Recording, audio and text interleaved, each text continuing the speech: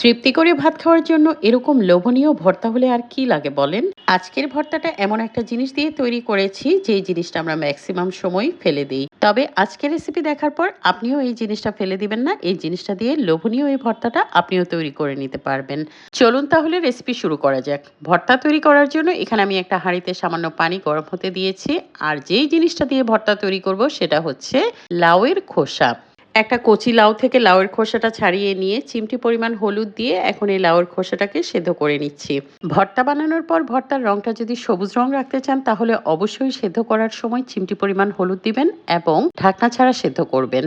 সেদ্ধ করার সময় পানির পরিমাণটা কম করে দেবেন আর অতিরিক্ত পানিটা যদি থেকে যায় তাহলে সেটা খুব ভালো মতো শুকিয়ে নিতে হবে।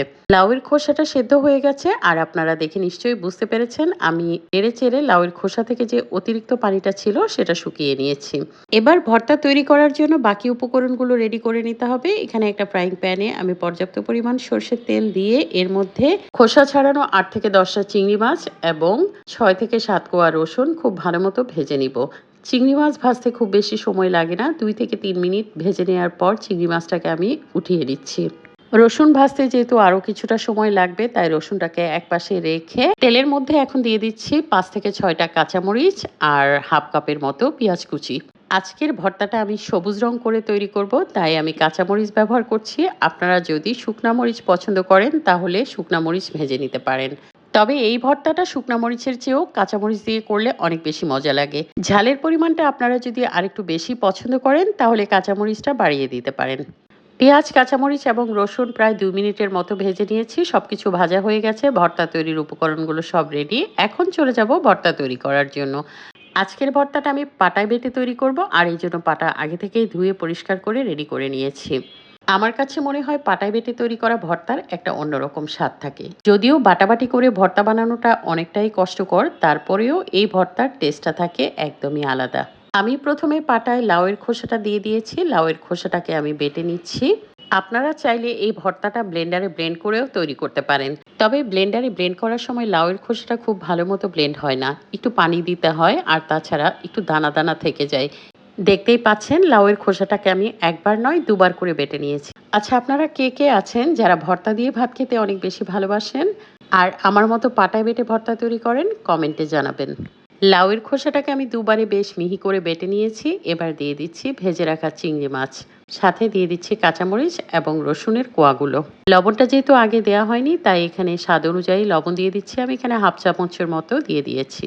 সবকিছু আবারও খুব ভালো মতো বেটে নিচ্ছি। চিংড়ি মাছ, রসুন এবং কাঁচামরিচ বাটা হয়ে গেছে। এবার এর মধ্যে দিয়ে দিচ্ছি ভেজে রাখা পেঁয়াজ এবং সাথে দিয়ে দিচ্ছি ধনেপাতা। এই ধনেপাতাটা অবশ্যই দেওয়ার চেষ্টা করবেন, তাহলে ভর্তার টেস্টটাই একদমই অন্য লেভেলের হয়ে যাবে। ভেজে রাখা পেঁয়াজ এবং ধনেপাতাটা একসাথে খুব সুন্দর করে বেটে নিচ্ছি। লাউয়ের খোসা আমাদের শরীরের জন্য অনেক বেশি উপকারী। লাউয়ের খোসা ফেলে না দিয়ে অবশ্যই এভাবে ভর্তা করে কিংবা ভাজি করে খেতে পারেন। লাউয়ের খোসায় প্রচুর পরিমাণে ডায়েটারি ফাইবার থাকে যা বদহজম এবং কোষ্ঠকাঠিন্য দূর করতে সহায়তা করে। এছাড়াও লাউয়ের খোসায় রয়েছে প্রচুর পরিমাণে ভিটামিন সি এবং অ্যান্টিঅক্সিডেন্ট যা শরীরের রোগ প্রতিরোধ ক্ষমতা বৃদ্ধিতে সাহায্য করে। পেঁয়াজ আর ধনেপাতাটাও বেটে নেওয়া হয়ে গেছে। এবার সবকিছু খুব সুন্দর করে ভালো মতো মিশিয়ে নিয়েছি। এই ফাঁকে লবণটাও একটু চেক করে নেবেন, যদি লবণ লাগে তাহলে আরেকটু দিয়ে নিতে পারেন। ওপর থেকে সামান্য পরিমাণ সর্ষের তেল দিয়ে দিচ্ছি আর এই সর্ষের তেলটা দেওয়ার কারণে ভর্তার টেস্ট দ্বিগুণ বেড়ে যাবে। সর্ষের তেল দিয়ে ভর্তাটা আবারও একটু মেখে নিয়েছি, তারপর প্লেটে তুলে নিচ্ছি। মাশাআল্লাহ, লাউয়ের খোসা দিয়ে তৈরি লোভনীয় ভর্তা রেডি হয়ে গেছে।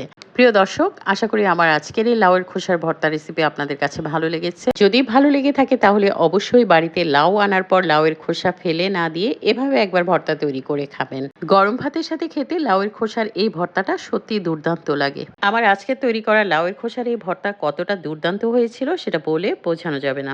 প্রিয় দর্শক, রেসিপিটি ভালো লাগলে শেয়ার করবেন। সহজ রেসিপিগুলো পেতে পেজ ফলো করবেন। ধন্যবাদ সবাইকে, ভালো থাকবেন। আল্লাহ হাফেজ।